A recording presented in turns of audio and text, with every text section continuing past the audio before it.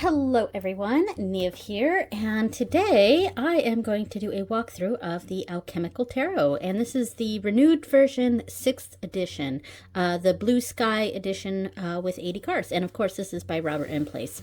So this was actually a used deck that I got. I think the channel name is Honey Lou something. I'll put the channel name up on the screen, but they were selling a bunch of decks, and this was one of them, and it's been on my list. So I've got it. Here we go. Let me adjust the camera a little bit. All right, I think that's better. It was angled a little weird, but so this has been on my list for a while. Pretty much all of Robert M. Place's decks have been on my list. And by the way, this is not in order. I have been using this deck, so I'm just going to flip through this, not in order. Here are the backs. Very esoteric, very, kind of high magic. I guess maybe that's a term, because I feel like I overuse the term esoteric when describing decks that are similar to this.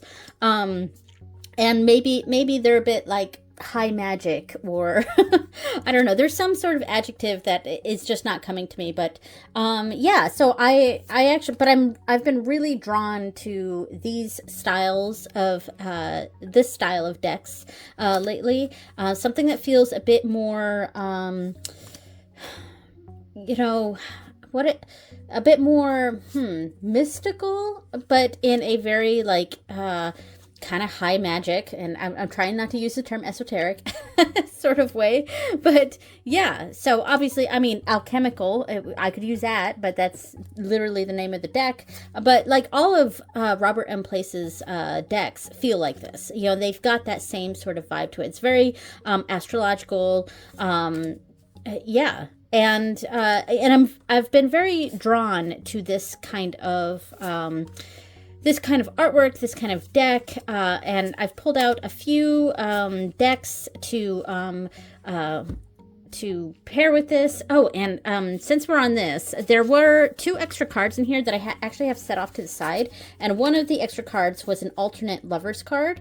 So one, they're kissing, they're just kissing, and the other, they are embracing, as the book says.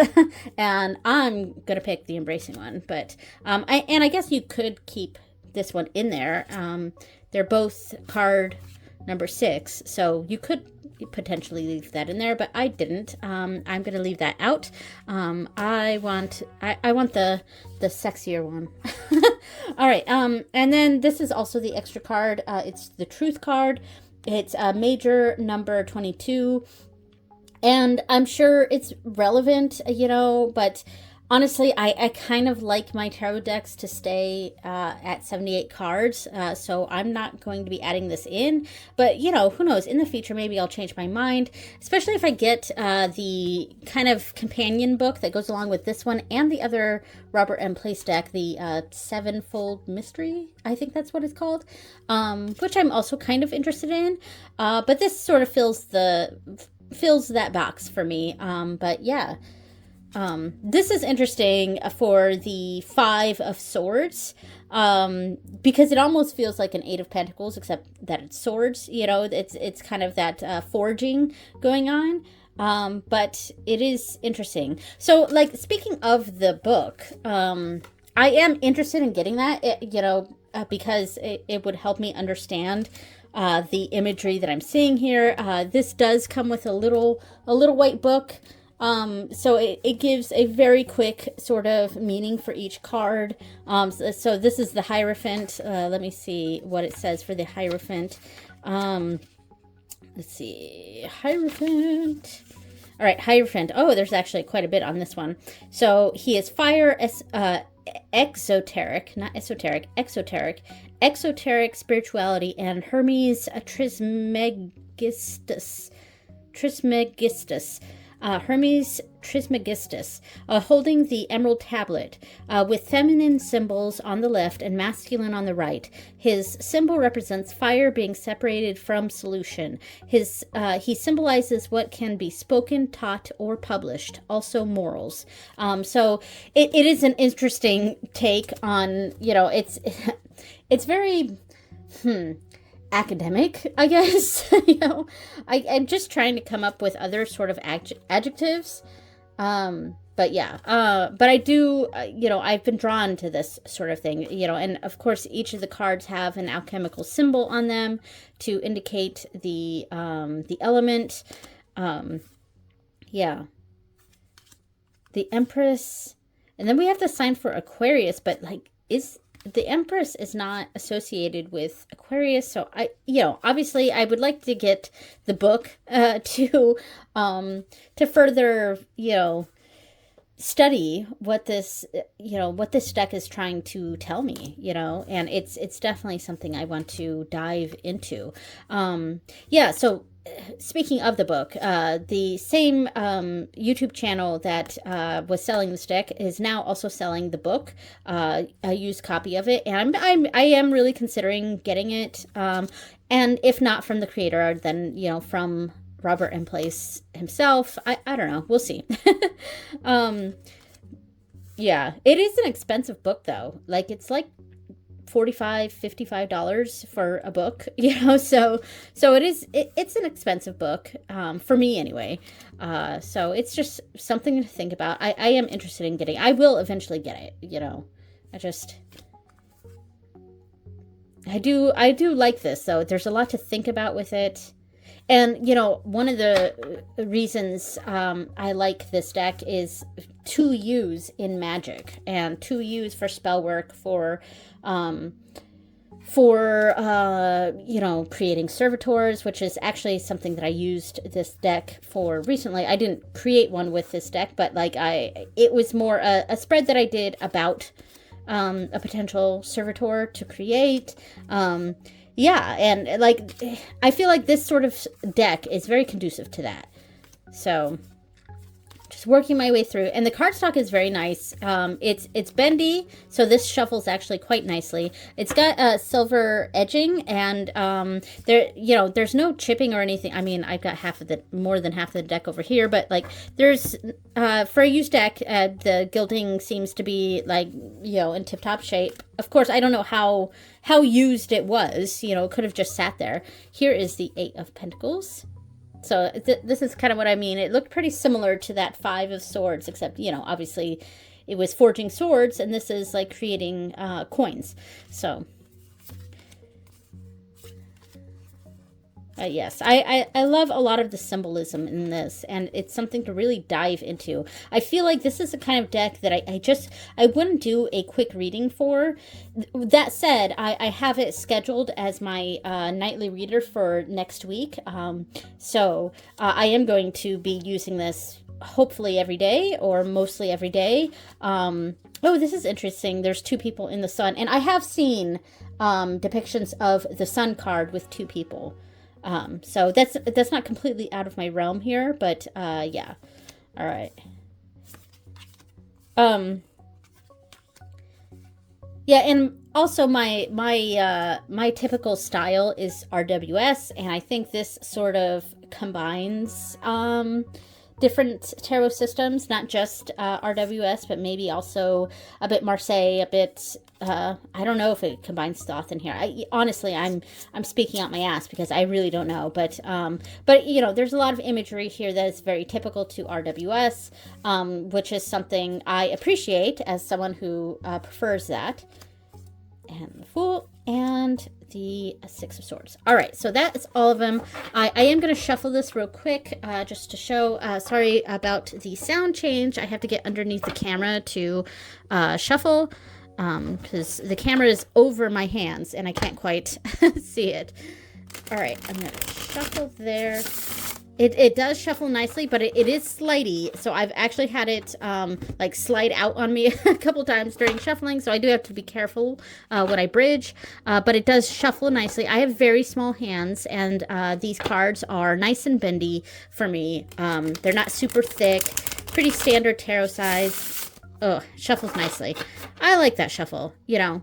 All right, so I'm going to start doing some pairing. All right. Okay, so the deck that I initially, like, you know, that jumped out at me as this is totally going to pair well with this is, and I have it in the bag, in this bag here, is the Radiant Oracle of the Radiant Sun. I mean, to me, this made the most sense. It's a very similar art style. It's got a very similar feel. This is an astrological deck. Yeah, so, and it's got that same sort of energy, and this is a thick deck, though. This is quite thick, so I am going to cut this in half, I think, right there. Actually, you know what? Because it's a small deck, and I do like to do something like this when I do small oracles with tarot, like that, something like that. I think that works pretty well. Yeah, so... And I do like this. And so I did actually use this combination, well, a similar combination, recently. And so I already know that this does pair pretty well. I mean, the art styles are a little bit different. The coloring of the cards are a little bit different. But the energies really do go together very well. Now, in this sort of layout, we could connect this card with this card and this card with this card or whatever. We could do something like that, or we could have a different sort of, you know, interpretation or connection between these two cards, or two decks. Yeah. And this is a very interesting combination here. The Emperor, and I could connect that with extremism. This is, what is it, Mercury in Scorpio? Yeah, something like that. And Temperance with companionship. Yeah, that seems to go well. But so, I mean, you know, and then also connect, you know, paying attention more to the actual astrological symbols here. We got Moon in Scorpio here, and the Sun in Aries. And then we can connect what's, you know, the astrological associations with these cards, along with what's on the cards themselves. Yeah, so I feel like there's a lot to work with on this. So I'm actually going to bring in another deck here to show kind of, or actually another two decks to sort of show what I actually did, the last reading that I did with this deck. So I did use both of these decks together. And this was in the creation, it was basically a reading about creating a servitor. So let me set that up. Okay, so for this one, I used a pre-selected card from the Memento Mori Oracle, and I will pull out a random card for that. I'm not gonna pull out the whole deck. I'm just gonna pull out a random card. Okay, so let's say this was a pre-selected card from that deck, and this is representing the potential servitor. And the question is basically, yeah, I'll get to that. Okay, so this represents the potential servitor, or the magical, you know, the magical being that is going to be created. And then, you know, the question from there, I use, so after that, the first two cards, I'm using the Green Glyphs here, Green Glyphs Oracle, and this was the question of how shall I feed this servitor? How shall I feed it? So I pulled one Oracle card from this. Oh, I have this upside down. And then... Okay, and then a card from here. So this was how shall I feed it? So we've got here, this is the Ace of Pentacles, and this is the Flamingo card. So this was interesting. I mean, this is not the cards. This is obviously just a sample. But it's interesting trying to, you know, figure out what this is representing. We have flamingos here, and I could pull out the book and look at what James R. Eads has said for flamingos. Of course, the keywords are balance, stillness, collaboration, and unity. Okay, and then there's a write-up for it that I could glean something from. Two flamingos balance in Ankh high water, ankle high. I thought this said Ankh, and I was like, Ankh, what? Two flamingos balance in ankle high water in search of their next meal.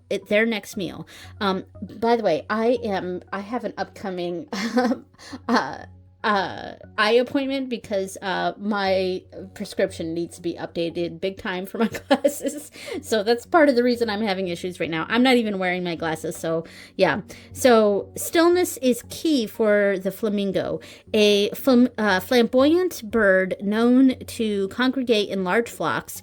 While a single flamingo may have trouble catching dinner each night, group success is inevitable. So there's various things I could get from this. So there's that collaboration, the group success, a sense of balance, so something balanced. There's let's see, something that's flamboyant, so something colorful maybe I would glean from this. So I'm getting something from here that's going to translate into an actual thing. And Ace of Pentacles is, that's kind of that little like gift card, so it's definitely a gift. There's some sort of gift that or Ace of Coins, whatever, that this potential servitor would want, and it's got to be colorful. So a small item, a small colorful item. That may be how I interpret that. And then the next one would be how will this servitor end? How will I end this servitor's status or job, or it depends on how you think of servitors. Some practitioners choose to kill their servitor. So how will this servitor die, or how will its contract run out? Whatever wording you want to use. So then I would use pull another card here. We've got the chair. Okay, interesting. Okay, chair. Now let's pull out a random card here. Let's see. Here we go. So we've got the 9 of Swords and a chair. So swords is, so obviously there's some sort of cutting involved with chair. Let's see. So pull out chair. See what it says for chair. Chair. Stability, craftsmanship, reimagining space. The chair looks a bit small, but maybe it's just your perspective. Surely if you were underneath the chair, it would look larger. At 1,000 feet above, you wouldn't see the chair at all. The chair teaches a lesson in perspective and reimagining your space. Okay, so reimagine, like, perspective. And combined with a swords card, I'm going to be cutting this, whatever the thing is, probably a sigil or something. I'm going to be cutting it up into small pieces. That would be how this contract is ended for the servitor. And that's, of course, what's coming up for me. Now, the last part is going to be Oracle of the Radiant Sun. And this is what astrological aspects should I consider when creating this servitor? So essentially, when should I create it? And this, I get a little creative with this. So let's say, let me pull out something similar to what I had before, so it kind of gives an idea of what I had got, what I had received when I did this. So hold on. So, we could get something that's pretty straightforward, and we would get, Sun in Leo. And right now, the Sun is currently in Leo, or, no, it's almost in Leo. Yeah, so the Sun is about to enter Leo in like a week or two. I'm trying to think about the date in my mind right now, but anyway, if I pulled this, I would get a clear idea that, okay, I can create the servitor as soon as the Sun is in Leo, and that would be when I would do it. But there's a whole bunch of other cards in this deck. A moon card would be pretty good to get. A moon card in Pisces, when the moon is in Pisces, that's when you create this. But like things that are more distant, Sun in Scorpio, that's a while. Like, what if I need to create this sooner? That in mind. So, the other card, And this is actually the card that I actually got. This said Mars in Leo, and you know Mars is not in Leo right now, and it's not Mars is currently in Virgo, and it won't be in Leo again until next year. So obviously, I'm not going to wait until next year to create the potential servitor. But Mars is also connected to a Tuesday. So I read that when I did my reading. I read that as on Tuesday when the sun is in Leo. That's how I interpreted that because you know, yeah. But yeah. So that's that was kind of my reading. These weren't the actual cards, except for this one. But yeah. So that's, and I actually really liked the way this worked, and I liked using my cards for stuff like this, for magical purposes, for not just, you know, the, you know, psychology of, you know, tarot, because, you know, I feel like, you know, a lot of people use tarot, and myself, I use tarot for psychological purposes, of course, for self-improvement, all of that. But I'm also a spiritual person. I have spiritual beliefs, and I like using it for magic. I like using tarot for, you know, more woo-woo, I guess, kind of things. So yeah, I think Oracle of the Radiant Sun is a natural pairing with the Alchemical Tarot. And this is a pretty good pairing to the Memento Mori. Let me pull out a stack and just kind of show how these sort of look together. I'll just do two together, two, instead of like that. So these actually go pretty well too. I think it's got a very similar energy. Yeah, I mean... Ooh, a cage with the Lady of Coins. Okay, there's some sort of way we could read into that. I actually, you know, even though the coloring is a little bit different, I think these go very well together as well. Yeah. Okay, so painting with the Queen of Coins. Interesting. All right, got the Fool with a cow. Fascinating. Okay, there's definitely things I could read into that. Four of jugs or vessels, cups. Four of cups, I think. Yeah, Four of Cups with poison. Ooh, interesting. Ooh, and I would possibly connect a cups sort of feeling there. All right, so yeah, of course, so it goes pretty well with the Memento Mori as well. So in the same vein as the Oracle of the Radiant Sun, I'm trying to get this split evenly here. I also have the Moon version, which I think is just called the Moon Oracle, and that is this deck here. They've got these gray backs that I think go very well with the Alchemical Tarot. So this deck, I really only, like, it's actually mostly in order. There's some cards that are out of order, but it's mostly in order here. So, and I don't usually use this deck out of order. Because what I use this deck for is pulling specific cards, especially the Moon card. Like, well, I mean, it's got a whole set of deity cards. These are representing the mansions of the moon, and these ones are not in order, but this whole section. Yeah, and I don't really use this, I think, because there are some deities in this that I don't, you know, I have a whole thing with deity cards. But, you know, I don't know, maybe my mind will change on this. And in fact, as I'm looking through this, it's not as bad as I remembered the last time I considered this deck, so I might actually start to use this a bit more. But anyway, maybe I'll do this. Maybe I'll just put these cards here.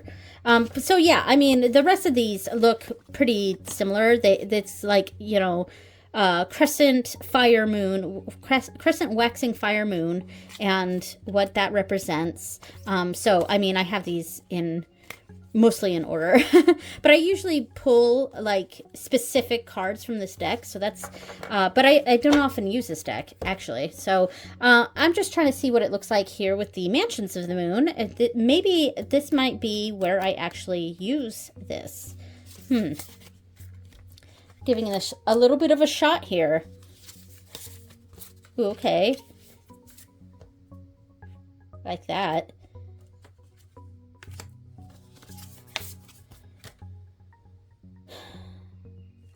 you know, I think I'm warming up to these cards in this deck here with based on this, because this could work. And it's done by the same people as the Oracle of the Radiant Sun. It's, you know, I wish they were the same size, because they're massively different in size.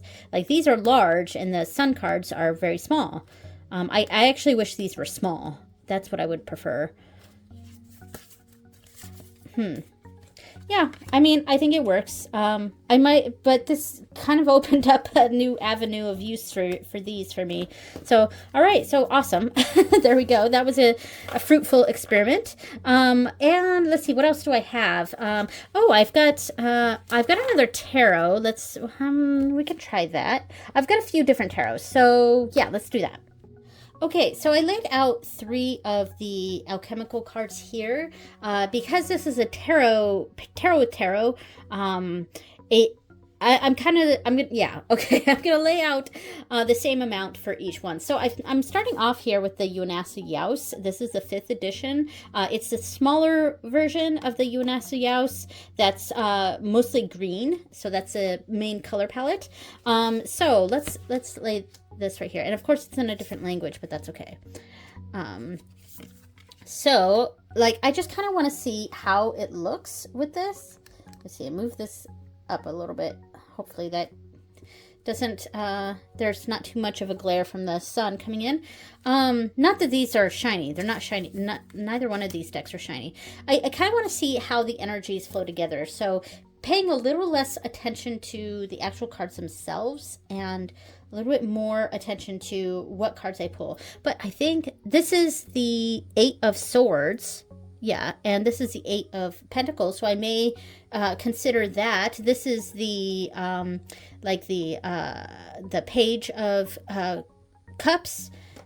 This is, let's see, this is the 5 of Spades, it's because it's espadas. 5 of Swords.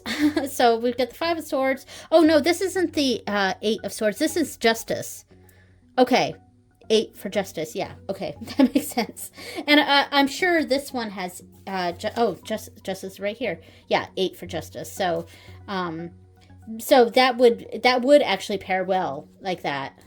So let's actually pull out, and that would also be something to pay attention to if I got Justice as one of the cards, you know, repeating. That's the thing when you're doing tarot with tarot, is when you get repeats, it's something to pay attention to. So like, pretending that's what we got here was Justice with Justice, that would be definitely something to pay attention to. Of course, when I do tarot with tarot, this column means something, this column means something, and this column means something, you know?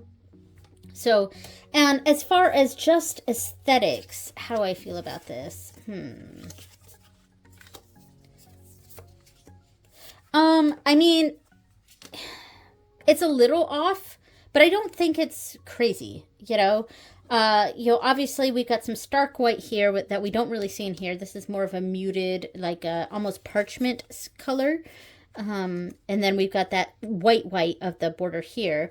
But I don't, you know, sometimes that's really obtrusive when we've got that huge difference, but this is not bad. And the sketchiness of this artwork, I think, does actually go pretty well with the sketchiness of this deck. So I think it's a pretty good pairing. I don't know how often I would use this pairing for readings, but it's definitely something I may come back to. So yeah, so I think this was a good pairing. I have a few other tarot decks that I'm gonna just keep this going. So let's see.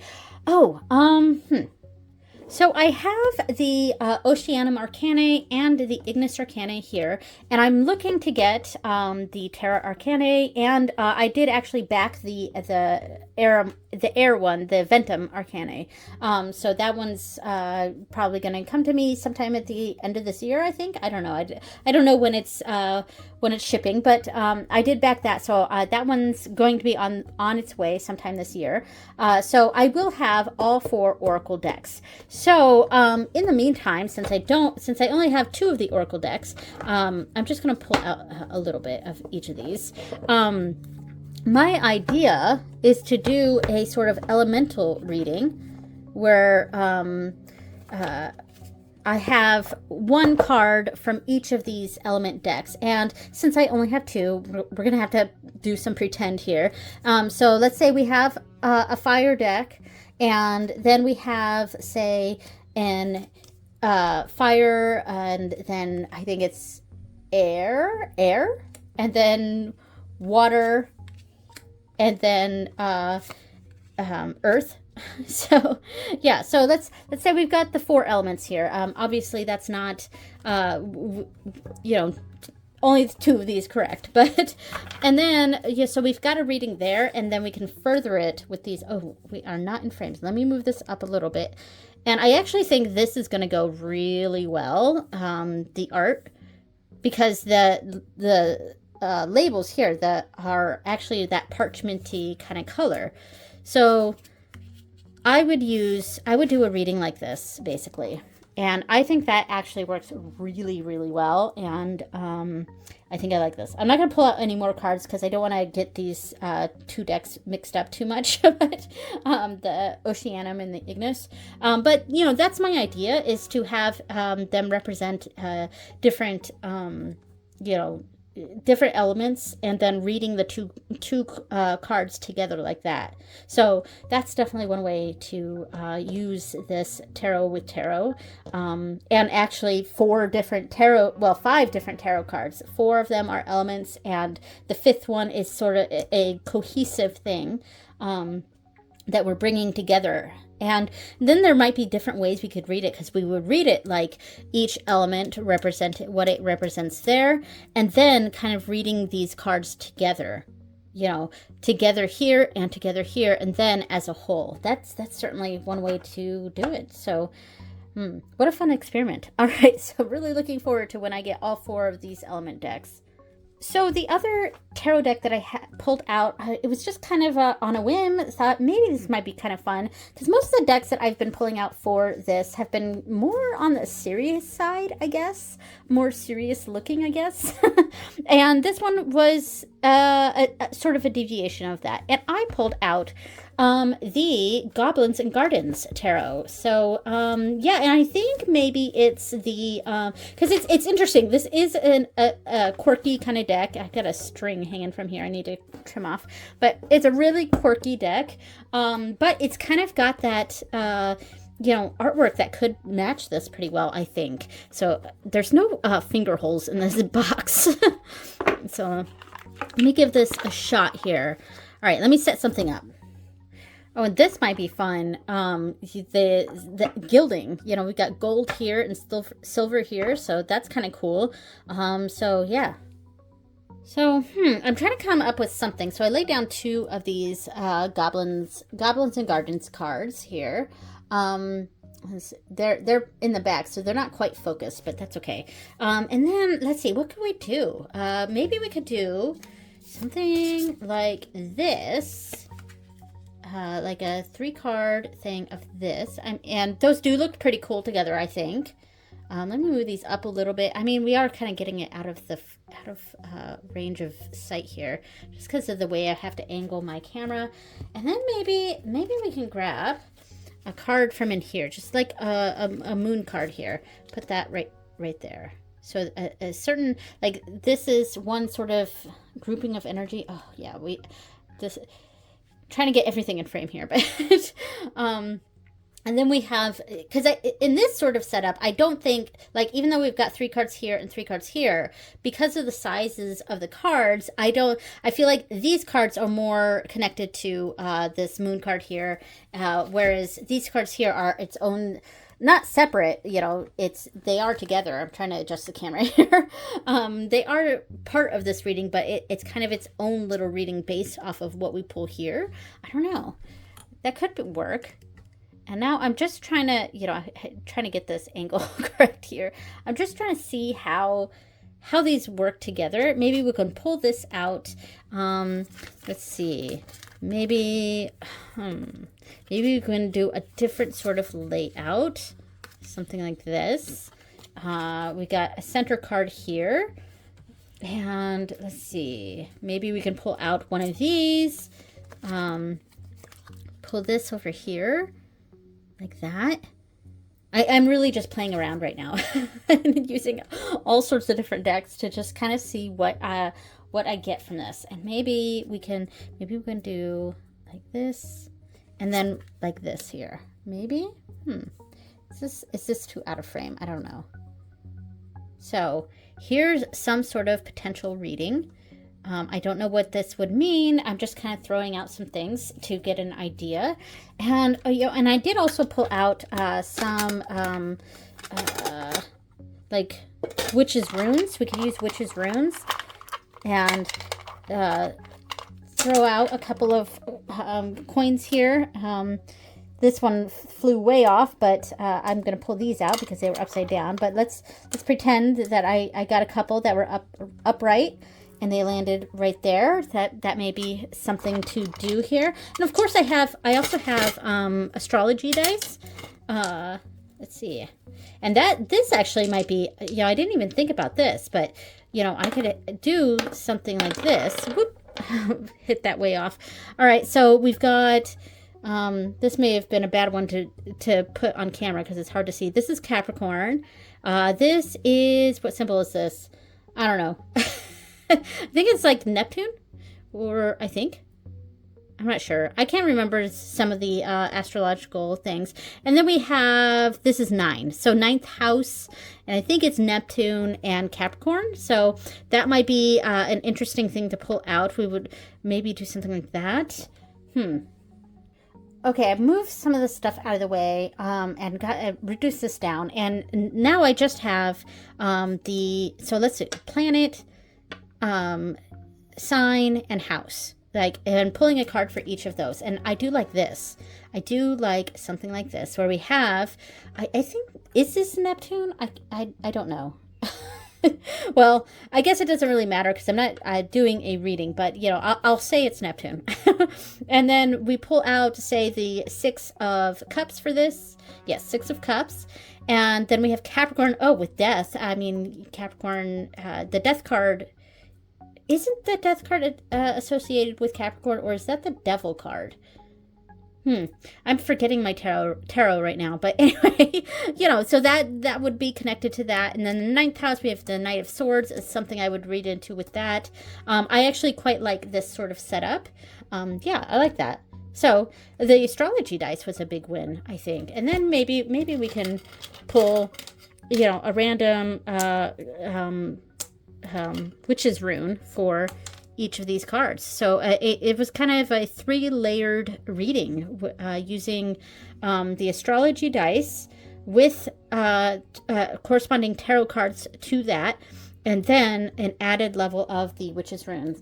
Quite like this. So that was a winner. All right. And I do have a few different colorways of these astrology dice, but I actually quite liked the white one specifically with this, the white and gold. I thought this was very fitting, but I do have some other ones. Like, you can't really, I'm not going to pull these out, but you can see that these are different colors. And I think I have another set somewhere that are more green that I use for something else. But yeah, it came with a set. I bought some, and it came with like 6 sets of these. So lots of different colors.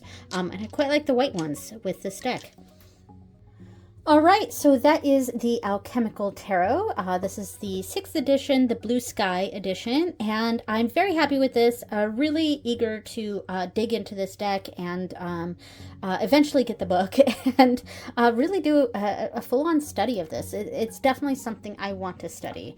All right, so thank you so much for watching, everyone, and I will see you next time. Bye!